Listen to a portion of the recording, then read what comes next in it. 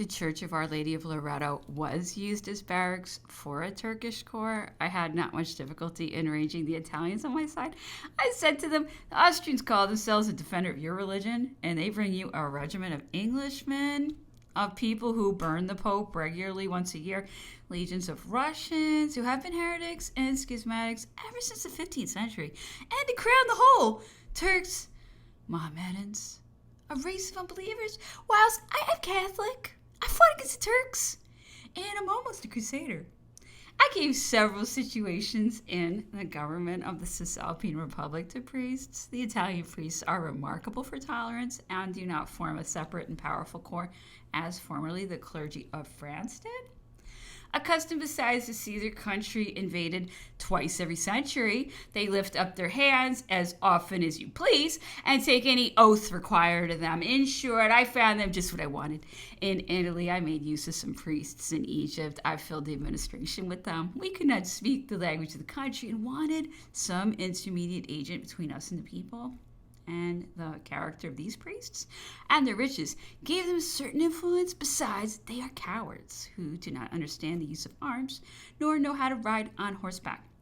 24th, fever and slight headache. The emperor cannot sleep. Continuation of the same symptoms. I ordered foot baths and enemas. 25th, the emperor had passed a more favorable night. The fever had yielded to abundant perspiration, and he was altogether better. He was upon his usual text and spoke of Corsica, of its mountains, and of the happy moments he had passed there. He afterwards mentioned Paoli. He was a very great man, said Napoleon. I loved him, and he was very much attached to me and to all of my family. We were at court when he adopted the fatal resolution of bringing the island of Corsica under the domination of England. At first, he concealed his intention from me, and Gentili was equally silent on the subject, but some words that escaped inadvertently awakened suspicion in my mind. I recapitulated all I had seen and heard, and no longer entertained any doubts as to their intention. Our ideas and sentiments were widely different on this occasion, and I several times indirectly gave them to understand that such was the case. However, as I commanded a corps of National Guards, it became necessary to put me into the secret. They did not despair of changing my ideas or overcoming my antipathy, and proposed to me to act in concert with them. But this was far from being my intention. I was ardently devoted to France, and would not begin by betraying her. Still, in order to escape, it was necessary to gain time, and I therefore asked to reflect a little before I decided. Paoli's friendship was dear to me, and I was grieved at the idea of a rupture with him, but my country was my polar star. I retired and proceeded to Boccognano. On arriving there, I was seized by the mountaineers who had pursued me, put into confinement, and guarded by 40 men. The situation was a critical one. Nevertheless, I found means to extricate myself from it. The captain who guarded me was a good-natured man, all attention to me, and who endeavored to excuse himself for being under the necessity of obeying the orders he had received, the execution of which, he said, was peculiarly painful to him on this occasion. I entered into conversation with him, and he proposed to me to go out with him and breathe the fresh air. I accepted and directed my servant to station himself on the road at a distance of about 500 or 600 paces. Suddenly I feigned a most imperious necessity to satisfy the wants of nature. My jailer believed me and stepped aside, and I was on my horse before he had turned his head. He cried out, hallooed, called to arms, but swift as the wind, I was out of reach before he could fire, and arrived at Ajaccio. The mountaineers were, however, at my heels, and I found myself obliged to ask an asylum of a friend. Barberi received me and conducted me to the coast, from whence I went to Calvi to join Lacombe Saint-Michel. I had escaped from partisans, posts, and police. All had been unavailing. Paoli was grieved and vexed beyond measure. He wrote, complained, threatened. My brothers and myself had betrayed, he said, his interests and those of our country, and did not deserve the sentiments he entertained for us. Nevertheless, we might return. His arms are open to receive us, but if for the last time we were deaf to his advice and insensible to his offers, he should no longer have any mercy. The execution of this threat was as prompt as the answer to it had been scornful. He seized our flax, burnt, pillaged, and destroyed all our property. We did not interfere to save it, but having excited the patriots, we ran to their assistance. The citadel was occupied and kept up an incessant fire, so that finding it impossible to land, we went and anchored opposite to the north of the Gulf. The insurgents followed us. I had time to land a few guns, and I covered them with grape shot. They, however, returned, loaded me with reproaches, expressing their indignation that one of theirs should fight for France. They had climbed upon trees and heights, and wherever they hoped to be better heard from, I loaded with cannonball and fire, cut down a branch upon which one of these orators was perched. He fell, his fall amused the mob. It dispersed and was seen no more. We returned to Calvi and tried again a few coups de main, which were not all to our disadvantage, but the English had landed. The mountaineers inundated the plain. We could not oppose the storm. My mother went to Marseille. She expected to find there a spirit of patriotism and to meet with a reception proportioned to the sacrifices she had made. But she scarcely could obtain a safe asylum. All had given way. My presence was no longer of any use in Corsica. I left it and went to Paris. The Federes had just delivered up Toulon. The future was big with events, and I did not despair that amongst number one might arise, which would reestablish our affairs. They were much in want of such an event, for the mountaineers had completely ruined them, and but for the revolution, they were irretrievably lost. The harm done to us by Paoli had not sufficed to estrange me from him. I loved him, and never ceased to regret him. He was tall, his attitude was noble, he spoke well, knew the Corsicans, and we were at court when he adopted the fatal resolution to bring in the island of Corsica under the domination of England.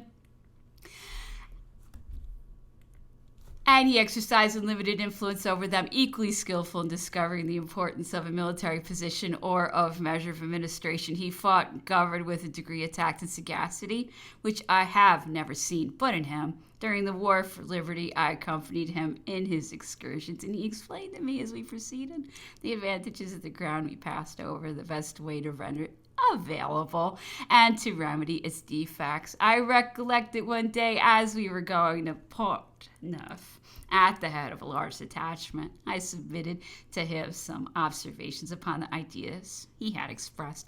He listened to me very attentively, and looking steadfastly at me when I had done, "Ah, Napoleon," said he, "you are not of this age. Your sentiments are those of the men described by Plutarch.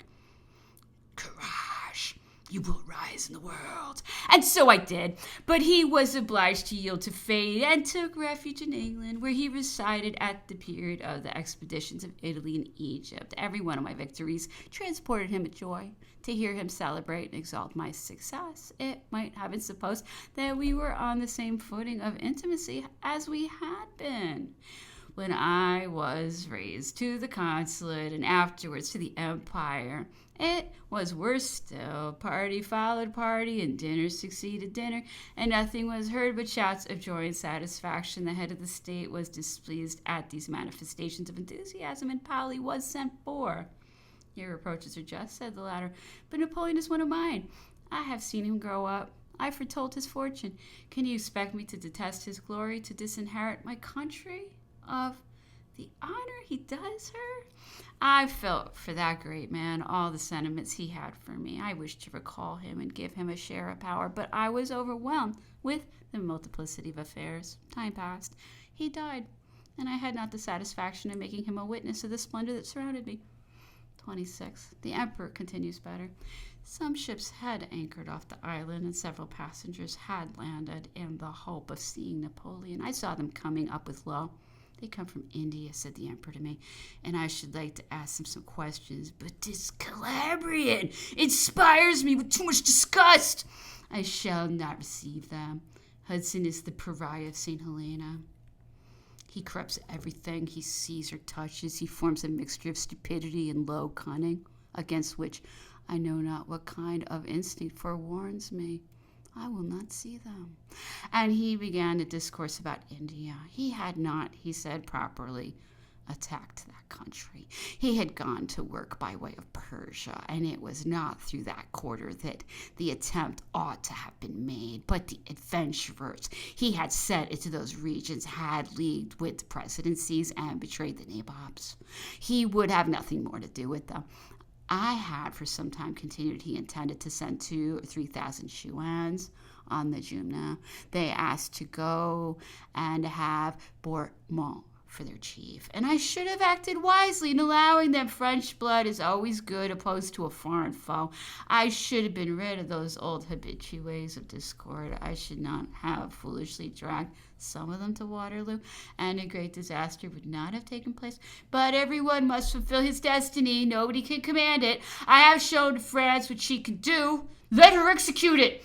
The 27th. The emperor had passed a bad night, but the general state of his health had not suffered from it. "Well, doctor, how do you find me? Am I better?" said he, extending his arms towards me, whilst he was reading at the same time. "Your Majesty is at least not worse. It is those pills. The box was open, and he had not taken any. They possess some efficacy. No doubt they disengage the humors. They keep the bowels open. Surely they possess every virtue in the world," said Napoleon, throwing down his book. "What, zounds? Doctor, you preach for your pills with more fervor than is used in favor of legitimacy nowadays. Do you take any yourself?" I laughed. "Very well, I understand you. The sermon for yourself and the physic for the patient. Is it not so? Believe me, we had better leave off all these remedies. Life is a fortress which neither you nor I know anything about. Why throw obstacles in the way of its defense? Its own means are superior to all the apparatus of your laboratories." Corvisart candidly agreed that all your filthy preparations and mixtures are good for nothing. Medicine is a collection of uncertain prescriptions which kill the poor and succeed sometimes with the rich, and the results of which collectively taken are more fatal than useful to mankind. Speak to me no more about these fine things. I'm not a man for drugs.